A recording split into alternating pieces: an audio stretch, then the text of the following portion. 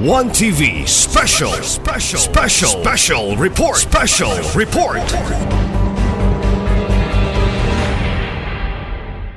Thank you, Honorable Chair. Ako on session number 5, resolution authorizing the local chief executive, Honorable Henry Wamina Jr. to enter into and sign on behalf of Sami City the memorandum of agreement with the Department of Education, Osami City Division, and participating public schools of the 2024 Pirangat Festival for the implementation of Ordinance Number 1302-2024, authorizing the grant of financial assistance to the participants of the 2024 Pirangat Festival. I now yield to the Chairman of the Committee on Education, Honorable C.C. Dioko, to introduce and recommendation on this item, Professor. Before we proceed, the Chair would like to acknowledge the arrival of the Honorable Suiso. Honorable Ko, please proceed. Thank you, Madam Chair. Thank you, Majority Floor Leader. I move to pass a resolution authorizing the local chief executive, the Mayor Attorney Henry F. Wamina Jr. to enter into and sign on behalf of Osami City the Memorandum of Agreement or MOA with the Department of Education, Osami City Division, and participating 12 public schools of the 2024 Pirangat Festival Osamis for the implementation of Ordinance Number 1302-2024, authorizing the grant of financial assistance, that is 200,000 per school, to the participants of the 2024 Pirangat Festival for first reading with reservations. Move for first reading with reservations. Motion approved. Thank you, Madam Chair. To ensure the success of Pirangat Osamis Festival and also in preparation for the provincial Pirangat, I move to pass the final approval of this resolution in its second and final reading, waiving the internal rules. Due to the urgency of this request resolution, the Honorable Law, who is passing this on the second and final reading, waiving the internal rules. Any comment? Remarks? Hearing none, motion approved on the second and final reading. Thank you, Honorable Chair. Ako on session number 6, resolution approving the orientation on water, sanitation, and hygiene, and learn for enhanced health and sanitation skills for child development workers by the Department of Social Welfare and Development, Field Office 10 on 26 June 2024 at the Royal Gardens Hotel, Osamis.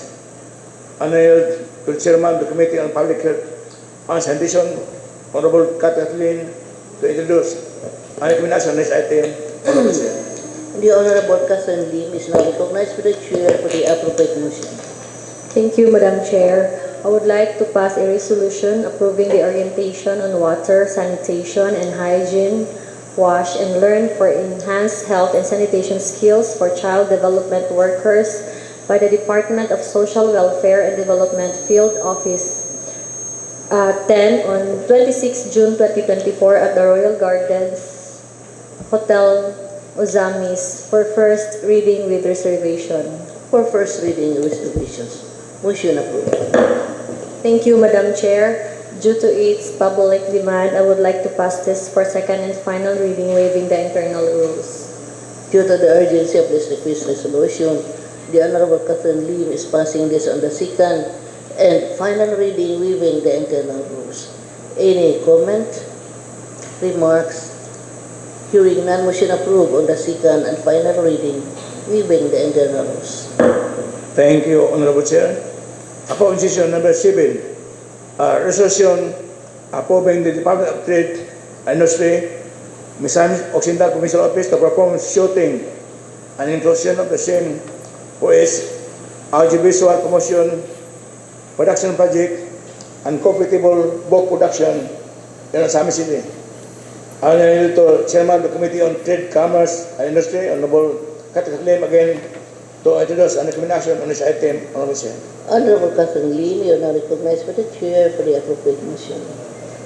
Thank you, Madam Chair. I would like to pass a resolution approving the Department of Trade and Industry Misamis Occidental Provincial Office to conduct a photo and video shoot for its audio-visual promotion, production project, and coffee table book production in Ozami City for first reading with reservation.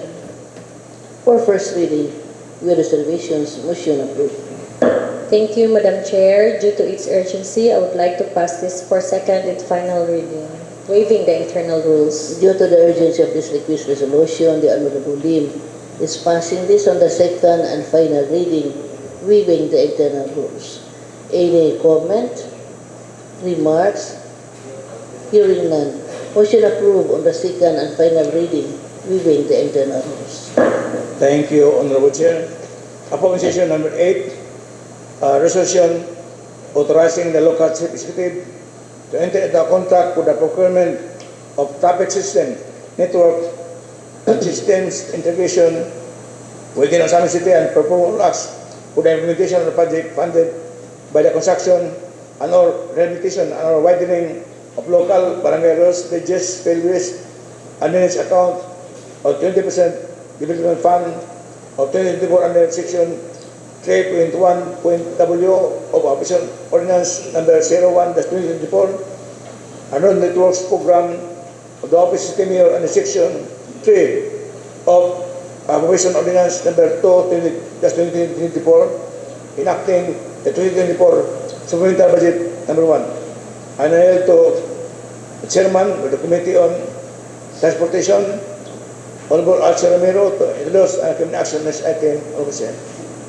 The Honorable Romero is now recognized by the Chair for the appropriate motion. Thank you, Madam Chair. Thank you, Mr. Floor Leader. Madam Chair, I move to pass a resolution authorizing the local chief executive to enter into a contract the procurement of traffic system, network, and system integration within Ozami City and perform all acts for the implementation of the project funded by the construction and or rehabilitation and or widening of local barangays, roads, bridges, spillways, and drainage account of the 20% development fund of 2024 under the section 3.1 of Appropriation Ordinance number 01-2024 and Road Networks Program of the Office of the City Mayor under Section 3 of Appropriation Ordinance number 02-2024 enacting the 2024 supplemental budget number 1, Madam Chair. Passing this for first reading with reservation. Move for first reading with reservations, motion approved. Thank you, Madam Chair. Due to its urgency and public interest, Madam Chair, I move to pass this resolution for second and final reading, waiving the internal rules. Due to the urgency of this request resolution, the Honorable Romero is passing this on the second and final reading, waiving the internal rules. Any comment, remarks? Hearing none, motion approved on the second and final reading, waiving the internal rules. Thank you, Honorable Chair. Upon session number 9, resolution approving the project proposal for the Sinso Samis, Kasalan ng Bayan, sa Pista 2024. And here to the Chairman of the Committee on Social Services and Committee Development, Children and Family Welfare, Honorable Sunny Wamila Jr. to introduce and recommend action on this item, Honorable Chair. The Honorable Sancho Waminal is now recognized by the Chair for the appropriate motion. Thank you, Madam Chair. On joint motion for first reading, a resolution approving the project proposal for the Sinso Samis Kasalan ng Bayan sa Pista ng 2024. I so move, Madam Chair, with reservation. Move for first reading with reservations. Motion approved. Thank you, Madam Chair, for the sake of public welfare and given its utmost urgency, I so move for the approval on second and final reading, waiving the internal rules of this Assembly. The Honorable Waminal is passing this request resolution for second and final reading, waiving the internal rules. This resolution approving the project proposal for the Asenso Zamis Kasala ng Bayan sa Fiesta 2024. Move for its approval on the second and final reading, waiving the internal rules. Motion approved. Thank you, Honorable Chair. Upon session number 10, resolution approving the RACA Run After Divisions Editors activity on 20 June 2024, Residential Security System, in Osamis City. Ano year to the Chairman of the Committee on Trade, Commerce and Industry, Honorable Katlin, to endorse and recommend action on this item, Honorable Chair. The Honorable Lim is now recognized with the Chair for the appropriate motion. Thank you, Madam Chair. I would like to pass a resolution approving the RACE Run After Contribution Evaders activity on 20 June 2024 by the Social Security System Ozamis in Ozamis City for first reading with reservation. Move for first reading reservations. Motion approved. Thank you, Madam Chair. I would like to pass this for second and final reading, waiving the internal rules. Due to the urgency of this request resolution, the Honorable Catherine Lim is passing this on the second and final reading, waiving the internal rules. Any comment, remarks?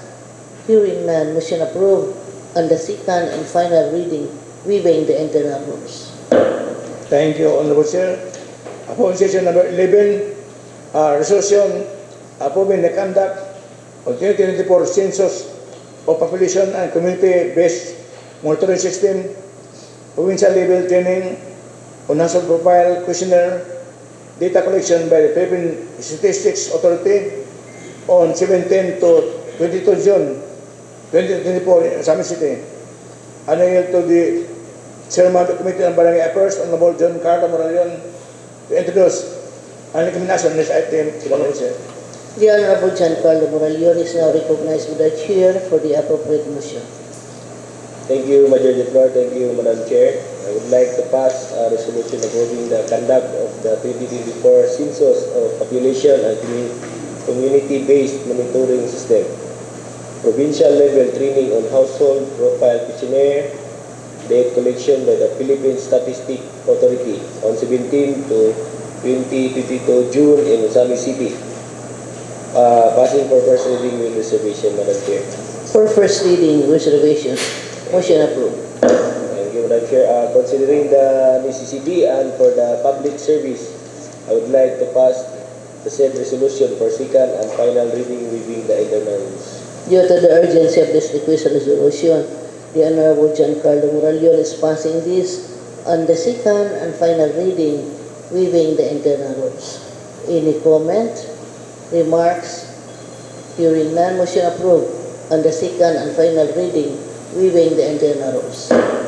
Thank you, Honorable Chair. Upon session number 12, resolution approving the PLC's mobile precision pensioners institutional pension decision appellate issuance and authentication by PSA Provincial Office in San City. I will now yield to the Chairman of the Committee on Trade, Commerce and Industry, Honorable Katlin, to introduce and recommend action on this item, Honorable Chair. The Honorable Catherine Lim is now recognized by the Chair for the appropriate motion. Thank you, Madam Chair. I would like to pass a resolution approving the PhilSys mobile registration, PhilSys on Wheels institutional, PhilSys registration, e-filled issuance and authentication by PSA Provincial Office in Ozamis City for first reading with reservation. Move for first reading with reservations. Motion approved. Thank you, Madam Chair. I would like to pass this for second and final reading, waiving the internal rules. Due to the urgency of this request resolution, the Honorable Catherine Lim is passing this on the second and final reading, waiving the internal rules. Any comment, remarks? Hearing none, motion approved on the second and final reading, waiving the internal rules. Thank you, Honorable Chair. Upon sessions number 13, 14, 15, and 16 are various contracts for public works and infrastructure. Number 13 is the contract for the rehabilitation improvement of Heroes Park at Barangay Babay po. Number 14 is the contract for the occupation of multipurpose hall of Barangay Gimat, San City. Number 15 is the contract for the occupation of Kota Square Development Project at Barangay Babay po. And number 16 is the contract for the concreting of Barangay Road at Purok 7, Barangay Bagakay, San City. These 4 items, Honorable Chair, I yield the wisdom of the Committee on Public Works and Infrastructure, Honorable Saulo Salvador, to introduce and recommend action on these items, Honorable Chair. And the Honorable Saulo Salvador is now recognized by the Chair for the appropriate motion on the 4 items. Thank you, Mr. Majority Floor Leader. Thank you, Madam Chair. I move to pass these 4 resolution omnibusly. First resolution, a resolution authorizing the local chief executive to enter into a contract for the rehabilitation improvement of Heroes Park at Barangay Baybay, Trayunpo, Osami City, and perform all acts for the implementation of the project funded by the construction, renovation, improvement of government parks, plazas, and monuments program of the Office of the City Mayor under the Section 3 of Appropriation and Ordinance Number 2 of 2024, enacting the 2024 Supplemental Budget Number 1. The second resolution, Madam Chair, a resolution authorizing the local chief executive to enter into contract for the completion of multi-purpose hall of Barangay Gimad, Osami City, and perform all acts for the implementation of the project funded by the construction, repair, improvement of multi-purpose halls, buildings, daycare centers, and structure in different barangays account of the 20% Development Fund of 2024 under Section 3.1 W of Appropriation Ordinance Number 1 of 2024, and construction, repair, improvement of multi-purpose halls, buildings, daycare centers, and structure in different barangays program of the Office of the City Mayor under Section 3 of Appropriation Ordinance Number 2 of 2024, enacting the 2024 Supplemental Budget Number 1. And the third resolution, Madam Chair, a resolution authorizing the local chief executive to enter into contract for the completion of Kota Square Development Project at Barangay Baybay, Trayunpo, Osami City, and perform all acts for the implementation of the project funded by the construction, renovation, improvement of government parks, plazas, and monuments program of the Office of the City Mayor under Section 3 of Appropriation Ordinance Number 2 of 2024, enacting the 2024 Supplemental Budget Number 1. The fourth resolution, a resolution authorizing the local chief executive to enter into a contract for the concreting of Barangay Road at Purok 7, Barangay Bagakay, Osami City, and perform all acts for the implementation of the project funded from the construction or rehabilitation or widening of local barangay roads, bridges, spillways, and drainage system program of the 20% Development Fund of 2024 under Section 3.1 W of Appropriation Ordinance Number 1 of 2024. I would like to pass these 4 resolution, Madam Chair, for first reading with reservation, omnibusly. Move with the Honorable Saulo Salvador to pass these 4 resolutions as being manifested on the first reading with reservations. Motion approved. Madam Chair, for the interest of the public and for the and the urgency of this project to be implemented, I would like to pass these 4 resolutions on the second and final reading, waiving the internal rules. On joint motion, Madam Chair. Thank you. Move with the Honorable Saulo Salvador to pass these 4 resolutions on joint motion, to pass this on the second and final reading, waiving the internal rules.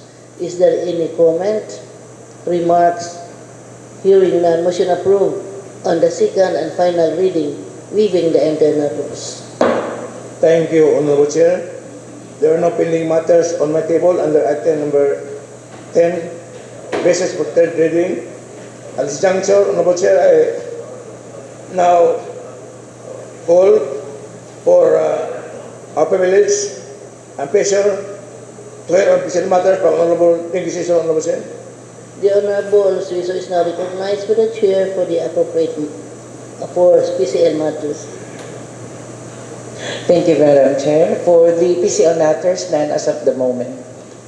Noted, Honorable Suiso. Thank you, Honorable Chair. May we also have the privilege and pleasure to hear on SK matters from Honorable John Pel, Denon Langsod, Honorable Chair. For SK matters, we would like to recognize the Honorable John Phil Duhay Longso. Thank you, Majority Floor Leader and Madam Chair. For SK Matters, last June 9, 2024, the SK Federation of Misamis Occidental convened the 5th meeting held at the SB Session Hall at Tudela, Misamis Occidental, and we tackled the following sports program, pabasa ni SK, LYDC update, monthly accomplishment report, youth code. This is damgo ni Governor Henry Waminal that all LGUs, all cities and municipalities must have the youth code ordinance, no? And Kikidayat and PIAC update. And for the next first week of July, Madam Chair, the Misamis Occidental will be hosting the next Philippine Youth Development Plan Regional Task Force that is composed by the all young board members in Region 10, including their local youth development officer, and the Misamis Occidental, the province of Misamis Occidental will be hosting the quarterly meeting to be scheduled by first week of July, and the Osami City mo'y na tahasan nga musugat sa mga visitors, mga young board members, including again their local youth development officer. Thank you, Madam Chair. Thank you for your vital information, Honorable Duhay Longso. Noted by the Chair. Thank you, Honorable Chair. At this point of time, we also have the privilege and pleasure to hear on ABC matters from Honorable John Carlo Moralion, Honorable Chair. Honorable Giancarlo Moralion, you are now recognized by the Chair.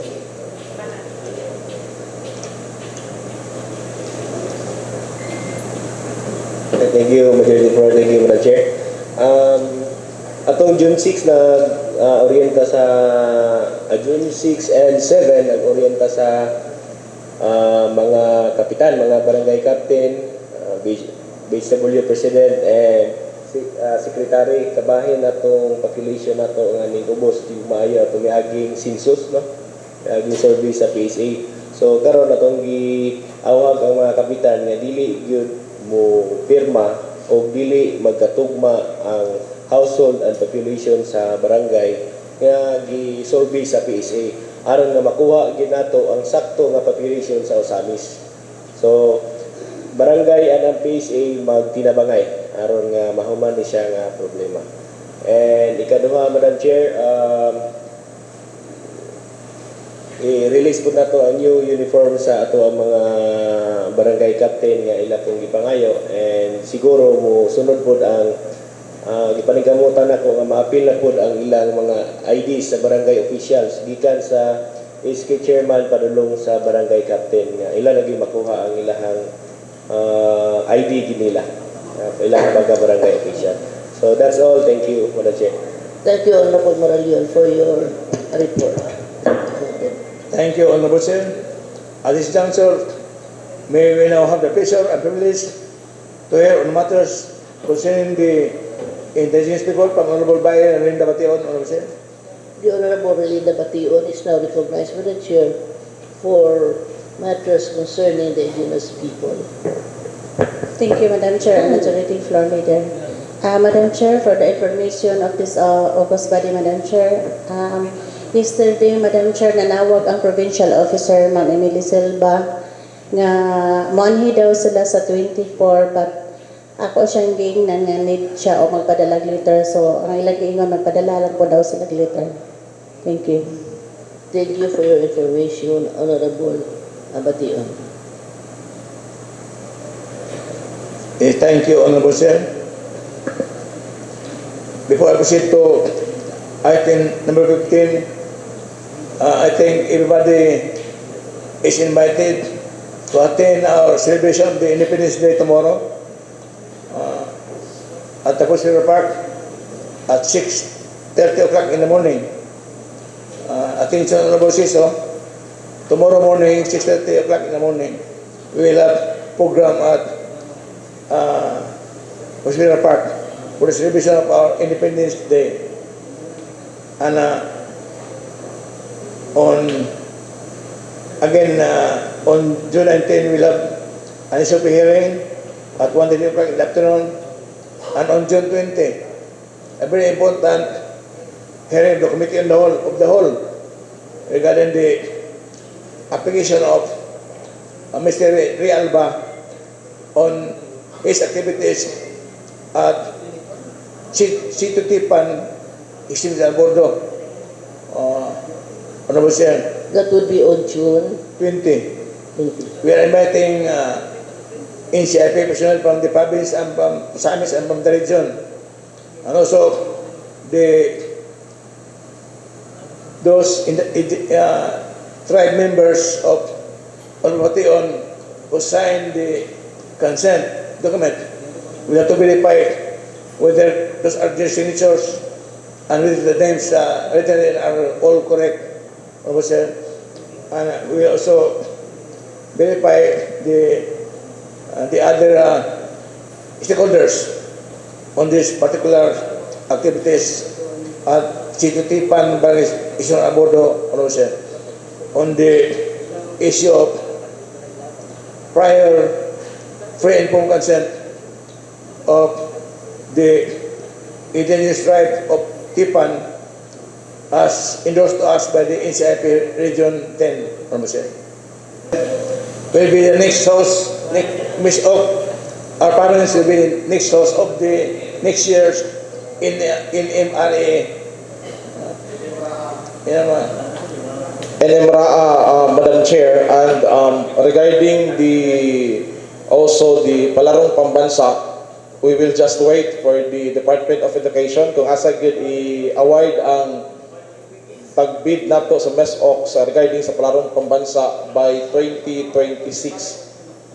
I think the bidding will be in Cebu this coming July sa Palarong Pambansa sa Cebu, di ba? Here in Cebu. Yes, Dito ang Madam bidding Chair. sa Palarong Pambansa. Sa Mindanao, Ihod, then tulo ka mga nag-apply. Ang MISOC, the other two provinces at nag-apply. Yes, Majority Floor Leader, and wala lang kay nako na familiarize unsa to nga mga other nga mga provinces ang ibid regarding si Palarong Pambansa, but ang sure yun by the 2025 the province of Misamis Occidental will be hosting the NMRA by 2025. Noted, Honorable Benson. I guess there are no more announcements from my honorable colleagues, Honorable Chair. I am inclined to proceed with my most unpleasant task. I move to adjourn the regular session, Honorable Chair. Regular session is adjourned.